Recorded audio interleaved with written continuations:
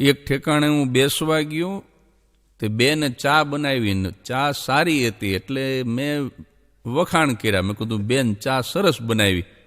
તે એમણે હામો વિવેક કર્યો. એ કે મને ખબર હતી તમને આદુવાળી ચા ભાવશે, હાણસી ન મળી ને તો દાંતેથી ચાવીને નાખ્યું છે.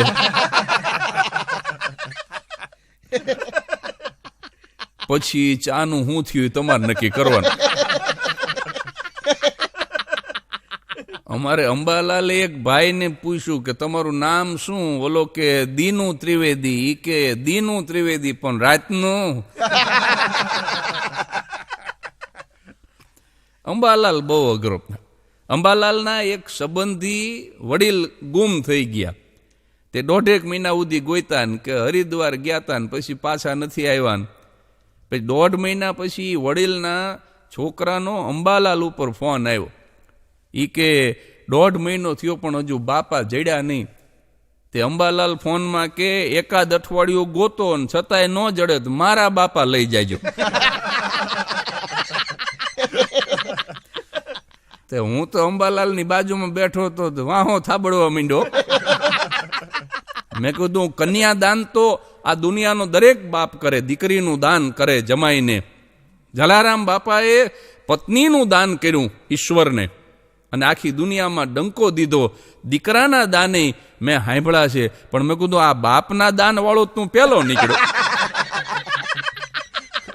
તારું તો સાલ ઓઢાડીને સન્માન કરવું જોઈએ.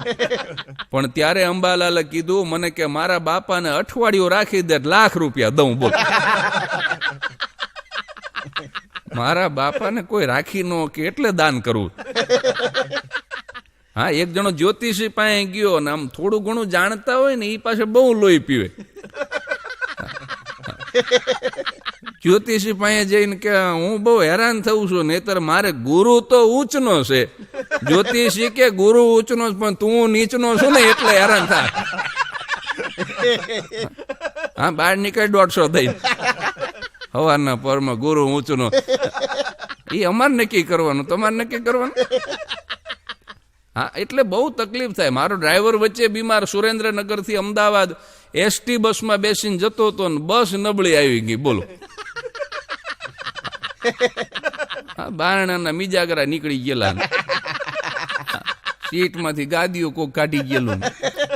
તમે કોઈ લાવને કંડક્ટરની મસ્કરી કરી. કંડક્ટરે દાઢી વધી ગયેલી, મફતની ચા પીતો હતો કોક.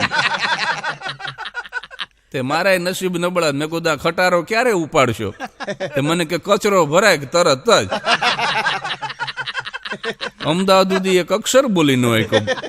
ડ્રાઈવરમાં કંડક્ટરમાં બહુ ફેર નથી. કંડક્ટર હુઈ જાય તો કોઈની ટિકિટ ન ફાટે ને ડ્રાઈવર હુઈ જાય તો બધાની ટિકિટ ફાટે. પણ એ અમદાવાદની ન હોય, એ અમરાપુરીની હોય. હા, અમદાવાદ હું ઉતરો તો એક કાકા બીડી પીતા પીતા આવે, ધુમાડા ન નીકળે. મેં કીધું આમ કેમ? મને ક્યાં સીએનજી બીડી. એટલે સીએનજી રિક્ષા હોય, બીડીઓ થોડી. અમદાવાદમાં મેં એક સીએનજી રિક્ષા જોઈ, એની પાછળ 8-10 નામ લખેલા. આમ રમેશ ને સુરેશ ને મહેશ ને સવિતા ને કવિતા ને શાંતા ને સગુણા. મેં કીધું આટલા બધા છોકરા છે ને આ ધીમે હલાવશે. કીધું બે હાય આમાં. હું તો આમ હરફ દઈને બેહી ગયો. પણ એણે જે રિક્ષા ભગાડી, બમ્પ નો જોવે. અમારા ગામમાં પહેલવેલા બમ્પ થયા ને, પહેલવેલા. તે અંબાલાલ કે આ હારું લ્યો, ગામનું પાણી ગામમાં, સીમનું પાણી સીમમાં. અરે આ પાણી નોખા પાડવા નથી કર્યા, આ હાડકા નોખા ન પડી જાય એટલે કર્યા.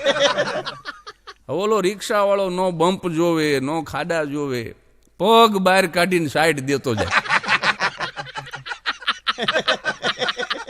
આખે આખો ટાંટીઓ બહાર કાઢે. મેં કીધું નહીં જીવતો પહોંચાડ.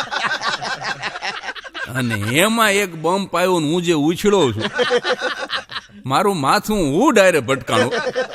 મારી બાજુમાં બેઠો તો એ તો કૂદીને સીધો બહાર ગયો. બોલ.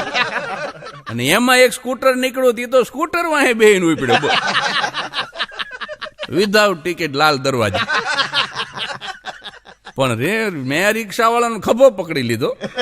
મેં કીધું તારે આટલા બધા છોકરા છે ને? મને કે કોના છોકરા? મેં ક્યાં લગ્ન જ કર્યા. પાછો ચાલુ રિક્ષા એ મારી કોર ફરી ગયો. બોલો. અરે મેં કીધું તું સામે ધ્યાન રાખ. તે લગ્ન નો કર્યો તો કઈ નહીં, મેં તો કર્યા છે ને. તું આમ સામે ધ્યાન રાખ, આખે આખો આ બાજુ ફરી જાય. બોલ.